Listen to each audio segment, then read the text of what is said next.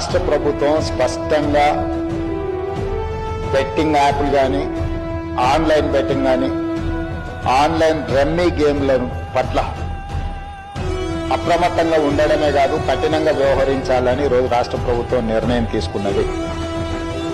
దీన్ని నిరోధించడానికి నిషేధించడానికి అవసరమైన చర్యలు తీసుకోవడానికి ఒక స్పెషల్ ఇన్వెస్టిగేషన్ టీం, వీలైతే సిబిసిఐడి కానీ లేకపోతే అధికారులతో సమీక్ష చేసిన తర్వాత ఒక స్పెషల్ ఇన్వెస్టిగేషన్ టీం వేసి కఠినంగా వ్యవహరించాలని చెప్పి ఈరోజు రాష్ట్ర ప్రభుత్వం నిర్ణయం తీసుకున్నది. అధ్యక్ష, మనమైతే 1,96,000 అయితే సంపాదించేసిన చూసారు కదా. 2 minutes లో డిపాజిట్, 20 minutes లో విత్డ్రా అవుతుంది.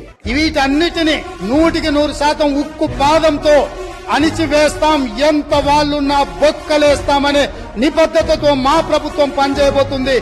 బెట్టింగ్ యాప్స్ ప్రమోషన్స్ పై సైబరాబాద్ పోలీసులు సంచలన నిర్ణయం తీసుకున్నారు. అగ్ర నటులు, హీరోయిన్లతో సహా మొత్తం 24 మందిపై కేసులు నమోదు చేశారు. దయచేసి యంగ్స్టర్స్ ఇలాంటి గేమింగ్ యాప్ అది ఒక వ్యసనం, ప్లీజ్ మీ జీవితాన్ని కోల్పోండి.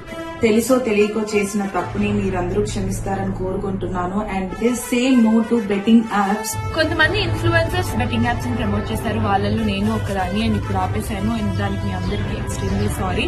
ఆ యాప్స్ ఏమైనా ఉంటే డిలీట్ చేసేసేయండి. ఇంకా ముందు ఇలాంటివి ఏవి జరగకుండా తీసుకోవాల్సిన బాధ్యత ఉంది. ఇది ఒక రెస్పాన్సిబుల్ సిటిజన్ గా.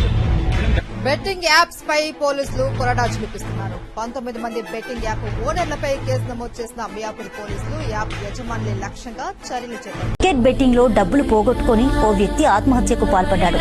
రాష్ట్ర ప్రభుత్వం స్పష్టంగా బెట్టింగ్ యాప్లు కానీ ఆన్లైన్ బెట్టింగ్ కానీ ఆన్లైన్ రమ్మీ గేమ్ల పట్ల అప్రమత్తంగా ఉండడమే కాదు కఠినంగా వ్యవహరించాలని ఈరోజు రాష్ట్ర ప్రభుత్వం నిర్ణయం తీసుకున్నది. దీన్ని నిరోధించడానికి నిషేధించడానికి అవసరమైన చర్యలు తీసుకోవడానికి ఒక స్పెషల్ ఇన్వెస్టిగేషన్ టీం, వీలైతే సిబిసిఐడి కానీ లేకపోతే అధికారులతో సమీక్ష చేసిన తర్వాత ఒక స్పెషల్ ఇన్వెస్టిగేషన్ టీం వేసి కఠినంగా వ్యవహరించాలని చెప్పి ఈరోజు రాష్ట్ర ప్రభుత్వం నిర్ణయం తీసుకున్నది. అధ్యక్ష, గంజాయికి, డ్రగ్స్ కి, కొకైన్ కి, కెసినో వాళ్ళకి, కోళ్ల పందాలకి తెలంగాణలో తావు లేదు. అట్లాంటి వాళ్ళని మీరు ప్రోత్సహించకండి. మీరు ఎంత దగ్గర వాళ్ళైనా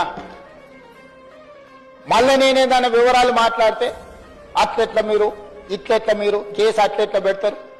మన వాళ్ళు ఉన్నప్పుడు తప్పని పరిస్థితులు వస్తాయి.